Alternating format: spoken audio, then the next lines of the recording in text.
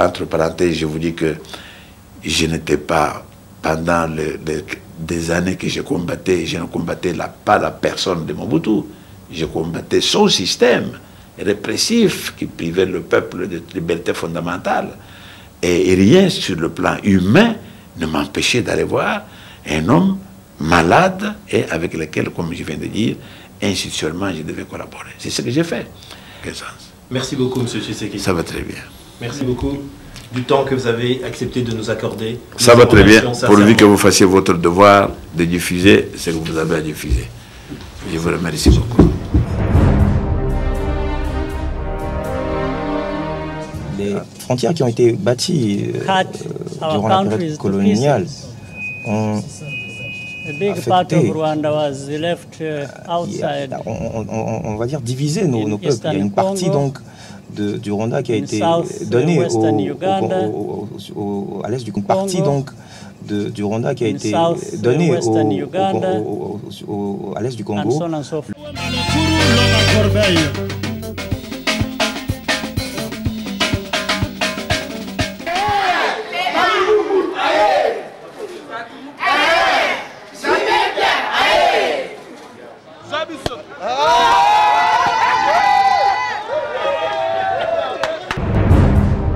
Les amis de Wechi International, les Bamama Batata Bandeko, partout vous allez monter. Le 30 juin 2024, tu promets qui vient, tu relancer télévision Abisso, les amis de Wechi International.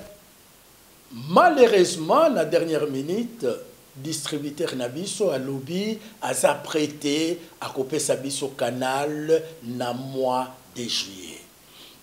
Comme l'air est grave, tolobi tokozonga simate. Tokobana sala chaque jour émission na ba réseaux sociaux.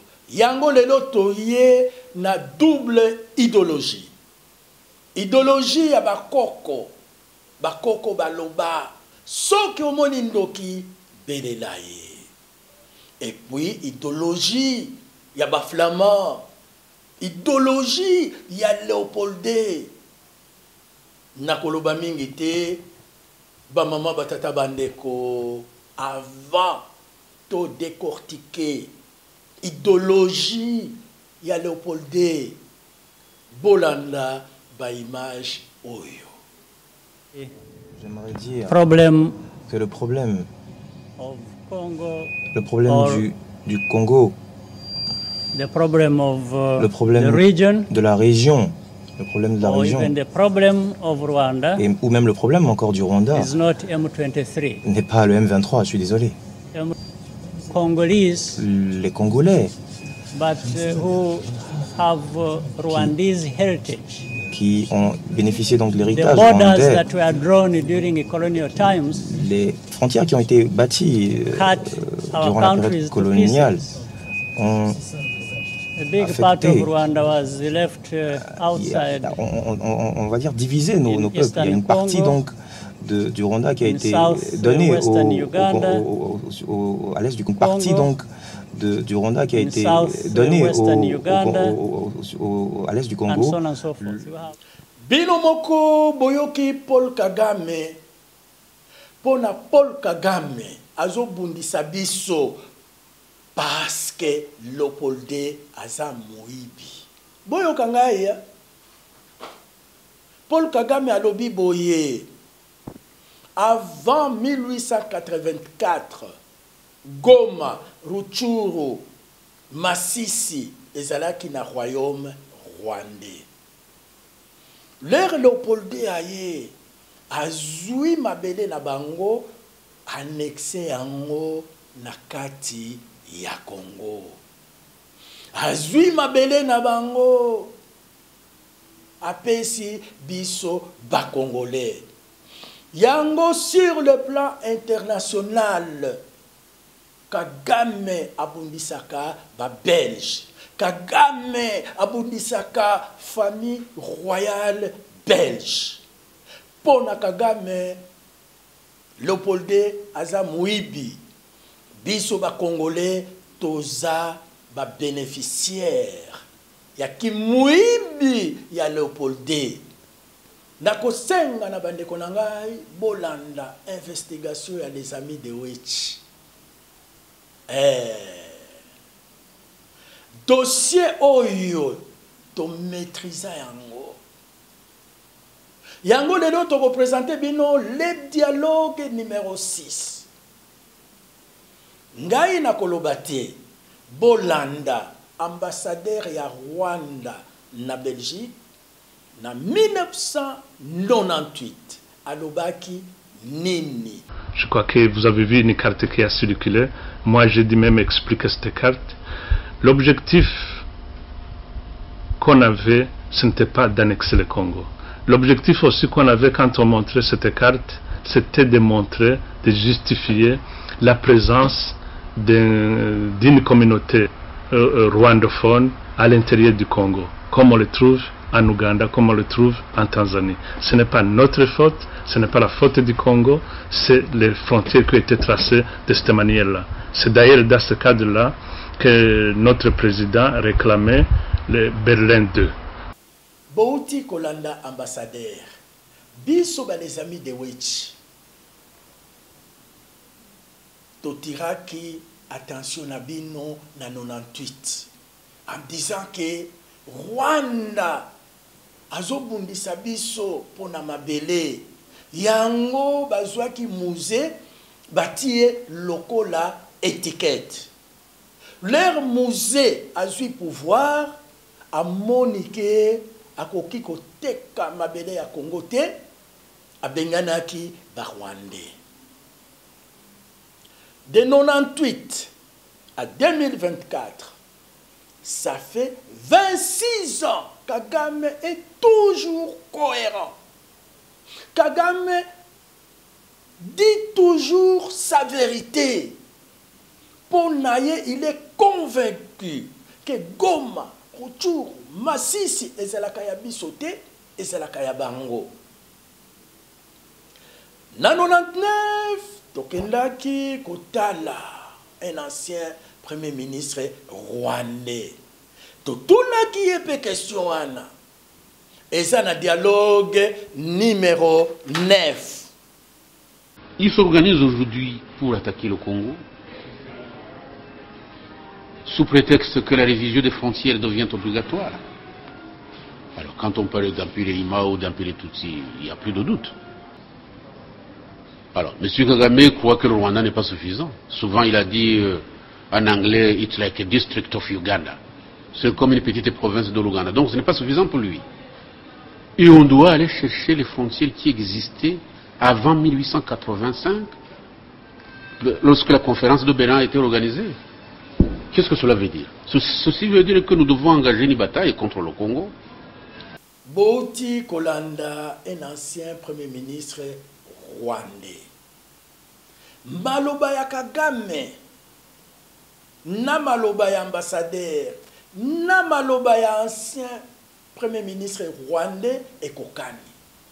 Tosuka kiwana te na 2008. Tosala ki pe interview, il y a un ancien député rwandais, Boyokaye. J'ai été obligé de quitter le Rwanda. À l'époque, j'étais député à l'Assemblée nationale de transition pour le Parti socialiste rwandais. Mais quelques mois avant, j'ai eu l'occasion, c'est peut-être une chance, d'assister à une séance au cours de laquelle l'ancien président de la République, Pasteur Bizimungu, est venu nous expliquer les raisons pour lesquelles l'armée rwandaise était au Congo, au Zaïre à l'époque. Il a amené avec lui une carte et il nous a expliqué dans une séance qui était à huis clos jusqu'à quel niveau le Rwanda précolonial pouvait être délimité. Et donc il a montré qu'une partie du territoire du Congo actuel, d'après lui, revenait au Rwanda. Il a même parlé plus tard à la presse de la nécessité d'une seconde conférence de Berlin. Ce ne sont pas des fictions, ce sont des déclarations politiques actées. C'est sans commentaire. Pourquoi toye na idéologie ya Léopold D? Pour comprendre idéologie na biso, Pour comprendre le raisonnement nabiso, il faut faire une distinction entre 3 périodes. Oyo ba Belge bazalaki na mboka na biso. Période ya liboso eza 1884 à 1885. Eza période ya partage ya Afrique. Na 1885 ba pesi Congo na Léopoldé, État indépendant du Congo. Nous sommes Léopoldé na période ya liboso 1884 à 1885. Na nde période oyo Kagame azobundisa biso pona Kagame l'ère ya partage. Léopoldé aibaki mabele na bango apesaki biso. Yango biso ba les amis de Wechito lobi na ba Congolais nyoso bazala Léopoldé na première étape. Deuxième étape de 1885 à 1908 toyebike Léopoldé a histoire ya ba me coupé. Période wana ekoti na discussion na biso te.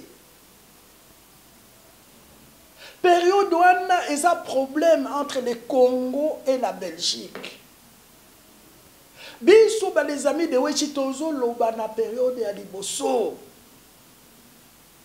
Biso ba les amis de Wechitolobi nous sommes Léopoldé, c'est-à-dire toza na mabele ya Rwanda te. Goma eza ya biso, Rutshuru eza ya biso, Masisi eza ya biso. Et d'ailleurs, ba maman batata bandeko, na 2004, ba Belge, ba bengaki Kagame awa na Belgique. Ba bendaki ye matoi. Ba yebisaki ye ke Léopoldé aibaki mabele na bino te. Nande basalaki plan belge. Na plan belge wana. Parlement belge et participaki. C'est-à-dire Sénat na Assemblée nationale. Ya Congo, ya Rwanda, na Burundi. Basignaki ba accord. Loko la biso ba les amis de Wechitolo Bakanaba image Bolanda. Je vous le disais en titre, une conférence sur la région des Grands Lacs s'est tenue ce 9 et 10 mai dernier à Bruxelles. En effet, les présidents des assemblées parlementaires du Rwanda, du Burundi et de la RDC ont répondu présents à l'invitation de la Chambre et du Sénat belge. Au programme, tenter d'apporter des solutions aux questions humanitaires et sociales qui touchent ces différents pays. Quelques précisions avec Kito Isimba et Cyprien Wechi. Peu de temps avant son départ pour la Commission européenne en juillet 2004, Louis Michel, alors ministre belge des Affaires étrangères, avait tenu une dernière réunion avec ses homologues rwandais, burundais et congolais. À l'ordre du jour, la remise sur pied d'un organisme quelque peu moribond, la CPGL, autrement dit la Communauté économique de la région des Grands Lacs. Le Rwanda sera jusqu'à la fin des temps le voisin du Congo, et vice-versa, et le Burundi aussi, et même d'autres pays. On ne peut pas changer la nature des choses. Et donc il est inscrit dans les astres que ces peuples vont s'entendre et doivent s'entendre. Et je dois d'ailleurs dire que les populations sur le terrain, je crois, ne demandent qu'à s'entendre. Un an plus tard, le projet de relance d'une instance de concertation, soit-elle à caractère économique, a fait son chemin. Ainsi, les présidents des assemblées parlementaires rwandaises, burundaises et congolaises se sont rencontrés à Bruxelles ce 9 et 10 mai dernier, suite à l'invitation de leur pendant belge. Il y a quelques mois, nous avons eu l'idée d'essayer aussi, en dehors des autres voies de pacification entre ces 3 pays qui sont voisins depuis toujours et pour toujours, d'ouvrir une sorte de voie parlementaire de rencontre et de dialogue. Et nous avons eu quelques peines à réussir cette opération parce qu'elle est unique.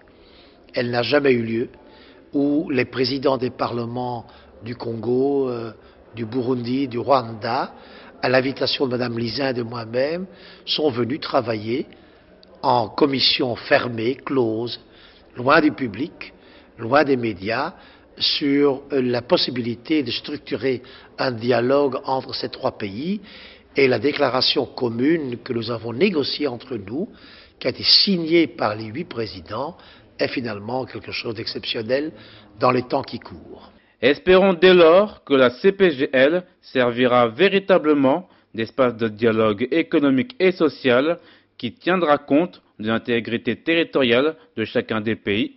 Reportage Oyo est réalisé par les journalistes et des amis de Witch. Moi, Oyo a présenté journalistes et les amis de Witch. Ba voix off, filmage, nyoso, ngai Cyprien Witch.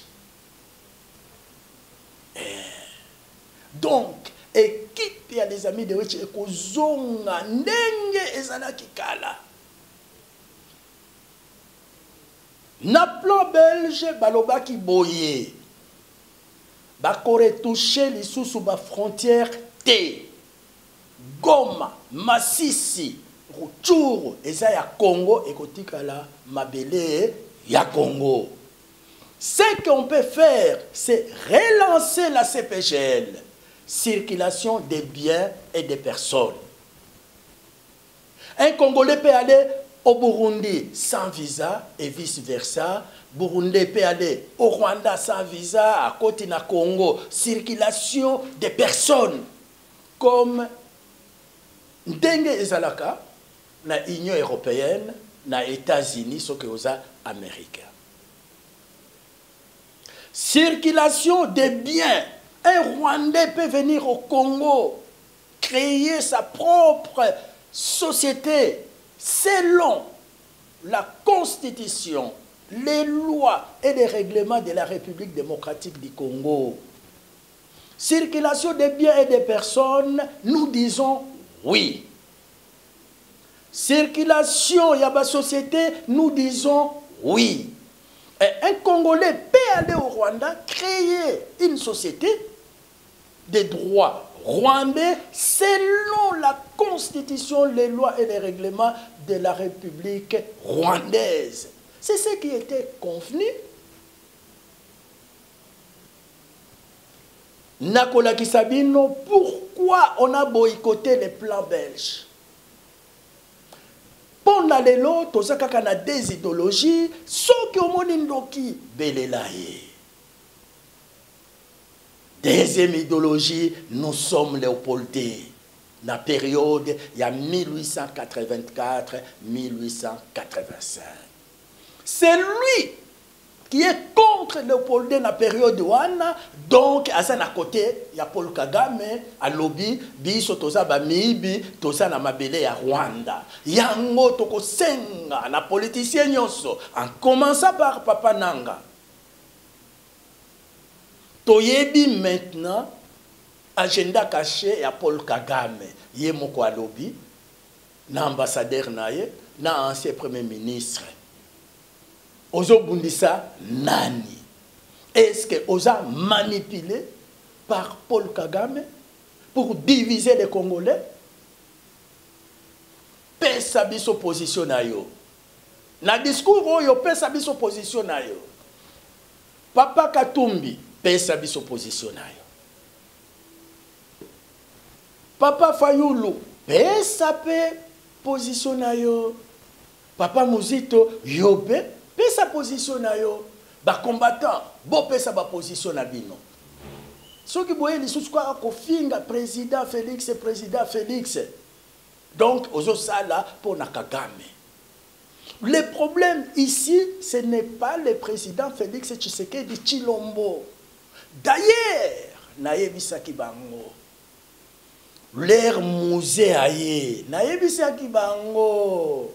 Bandeko, musée azoya na pla ya Kagame. Apesa biso position na ye. Le 2 août 1998, apesa ki biso position na ye a Bengani Barwande. Joseph Kabila au pouvoir, na bandai koyebi sabino. Même les lots Joseph Kabila azali sous na pouvoir te. Oyo akoya, akokuta na problème oyo. lelo président Félix aye kokutana na problème wana.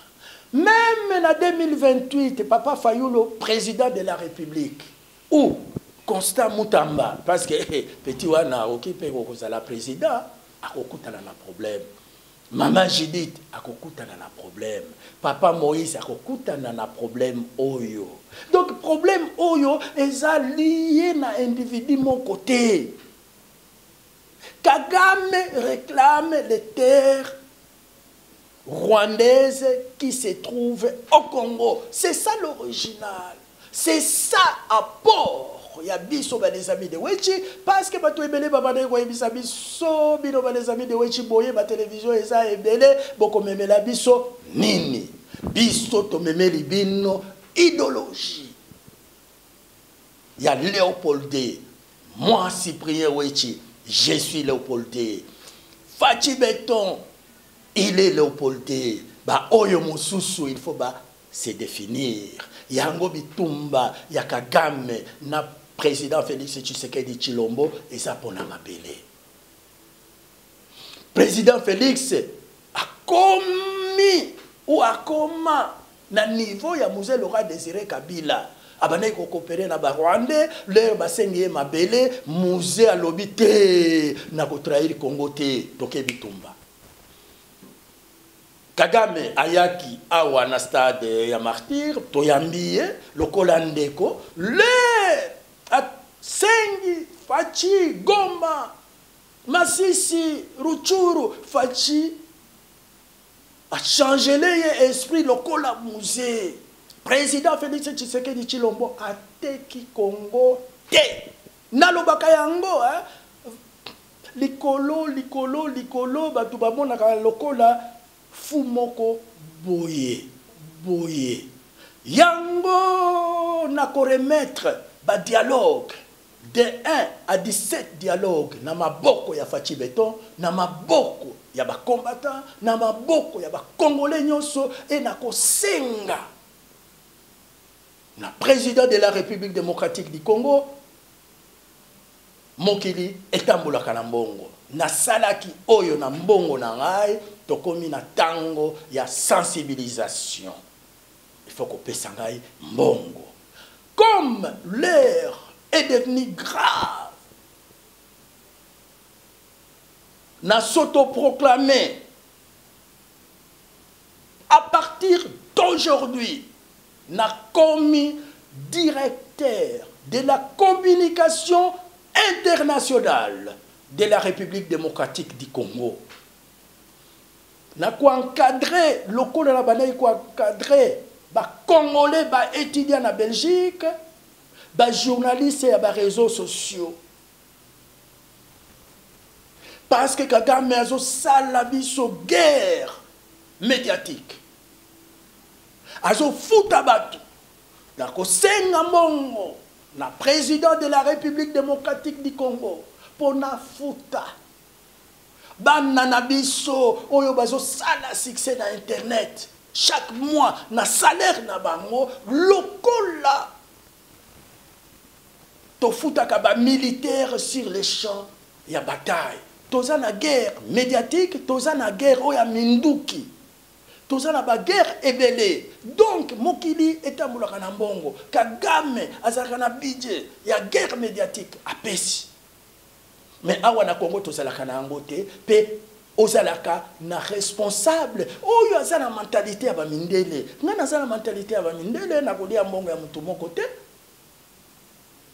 Les mardis, je promets, les mardis na kokende epai ya général des étoiles Christian Ndaiwel mwana Bruxelles na kokende epai na ye apesa ngai mbongo po tobanda sensibilisation ya dialogue ndenge bino moko bozomona dialogue eza ba cassette vidéo yango oyo ba cassette vidéo oyo eza 17 histoire ya Congo eza la ba cassette oyo. Il faut traduire en 4 langues nationales. Et les calabachés à la télévision, nyoso. Topesa, bana nabiso, ba journaliste nabiso ya ba réseaux sociaux. Tout ça la campagne na Belgique. Tout sensibiliser ba Belge. Boyoka ndenge Kagame azofinga roi nabino, roi Léopold II Keaza Moïbi. Ba Belge bakozala derrière les Congolais. Toke na Union européenne, toke ko sensibiliser, toke na ONU, toke na États-Unis, toza na force wana. Yango, à partir d'aujourd'hui, sans ordonnance, je suis devenu le directeur de la communication internationale de la République démocratique du Congo, à ne pas confondre avec Eric Nindou. Eric Nindou reste directeur et à cellule à communication nationale. Donc, Ngaï na Eric, toujours la poste. Ba avantage na ye, na ba journaliste na ye, na ko toucher kunate, ngai na ye, na dialogue, na ba image oyo na la kisibino, nulle part ailleurs, okomona ba image oyo. Ambassadeur à Rwanda, na micro ya Cyprien Wech, ya les amis de Wech à lobby. Ancien premier ministre, député, lobby, na kuya na batu mususu.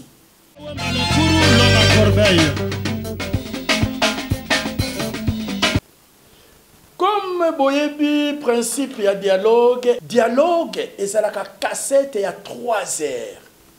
1h30 actualité politique et 1h30 actualité musicale. Et toleki na deuxième partie ya émission na biso ya lelo ambiance à gogo. Kilelo et salaka kikalate kikala ne salaka kilelo. Bana ya kilelo ndenge bozo beta na basale félicitations mais bokominano na niveau ya Werason, ya JB, ya Kofi, ya Wazekwa, ya Papa Wemba que son âme repose en paix. L'air babane koya ko beta ba concert, chaque orchestre azalak na ba fan club na ye. Ba fan club ba ko cotiser pour ya ko prouver ba tout mosusu ke baleki bango na mbongo. Eloko wana na minute oyo ezali susuté. Ezalaki concurrence ya mbongo. Bana ya kilelo baye na concurrence ya mafinga. Nani azofinga koleka baninga. Soki ofingi bapesi yo visa ya 10 ans ya 5 ans oye poto.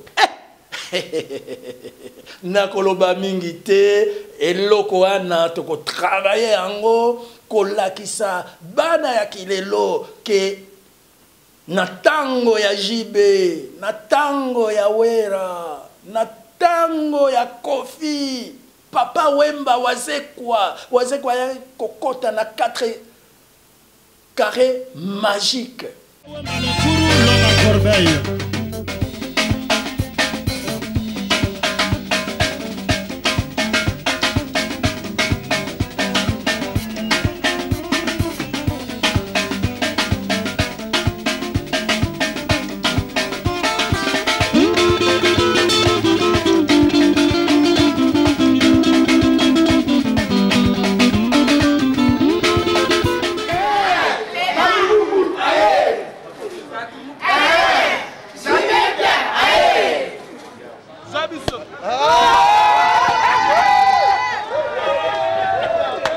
Balandi boyebi ete na dialogue to betela bino masolo ndenge wenge epanzanaka na yango mbonge eloko ya liboso esalemana awa na Bruxelles ezali bongo arrivé à Werason esalemana inote tozalaki les amis de Wechi pona bino na le dialogue botala sans commentaire.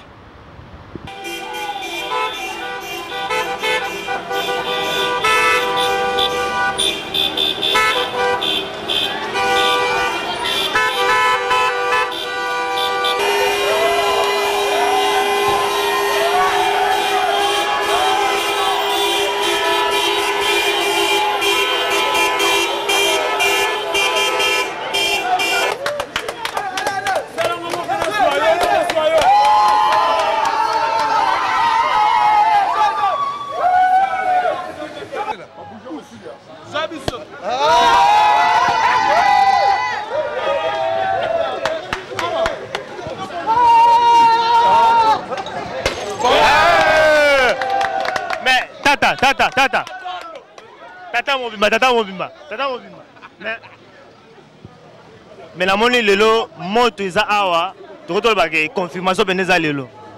Bon moni biso carte biseki bino et salamana nous na Bruxelles. Bandanga na beti misiki ça fait 18 ans yango na moni musique ça fait 25 ans na mona ba musique et salamana on te yo somo ba sukoli mutu na champagne. Marie de Magdala kakati. Oya ko annoncer que Jésus Christ aseku Marie de Magdala. Et ça, arrivé à Jésus-Christ na Bethléem. L'explication est ani. Elo ni yango sala, sala boy. Puis na kine ezala ba makambo to komi pe awa, ba makambo ngo kaka. Mais eza explication eza wapi yo ozala kati ya mouvement tata mobimba. Bazo pangusanga tina ba mbongo donc il a dit que OK c'est un succès. Kaka pona bino balandi. Jibem piana na lingomba na ye, Wenge BCBG bazalaki na Paris, basalaki Zénith. Basali Olympia, puis bayaki awa na Bruxelles. Tolanda accueil na ndenge lekaki na kata Bruxelles.